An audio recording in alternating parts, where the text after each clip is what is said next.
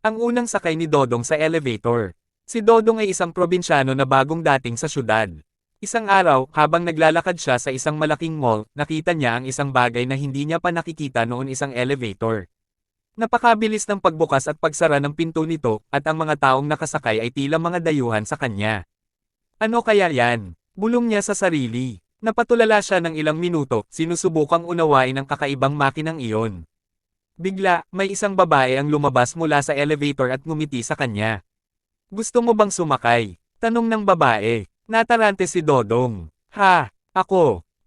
Hindi ako marunong. Madali lang yan, sagot ng babae. Basta pindutin mo lang yung floor na pupuntahan mo. Dahil sa pagka-curious, pumayag si Dodong. Sinundan niya ang babae papasok sa elevator. Nang mapansin niya ang mga button, napalunok siya ng laway. Anong floor po ang pupuntahan ninyo? Tanong ng babae.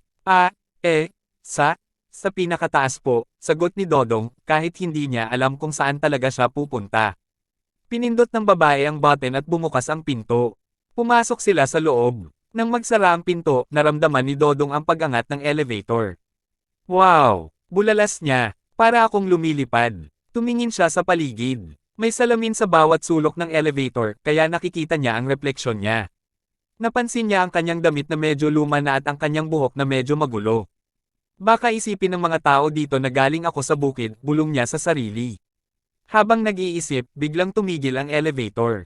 Bumukas ang pinto at lumabas ang babae. Salamat po, sabi ni Dodong. Walang anuman, sagot ng babae. Naiwan si Dodong sa elevator, nag-iisa.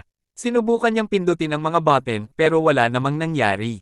Nagpanik siya. Paano ako makakalabas dito? Tanong niya sa sarili. Biglang bumukas ang pinto at may pumasok na isang matandang lalaki. Aba, bata, bakit ka nandito? Tanong ng matanda.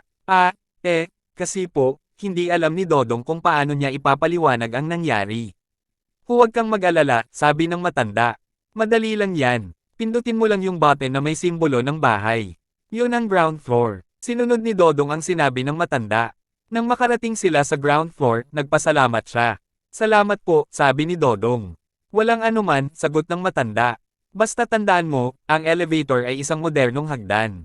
Madali lang itong gamitin kapag alam mo na ang tamang paraan. Lumabas si Dodong sa elevator at huminga ng malalim. Nakaramdam siya ng kaluwagan. Akala ko hindi na ako makakalabas doon, bulong niya sa sarili. Mula noon, hindi na natakot si Dodong na sumakay sa elevator. Sa katunayan, naging isa na ito sa kanyang mga paboritong gawain.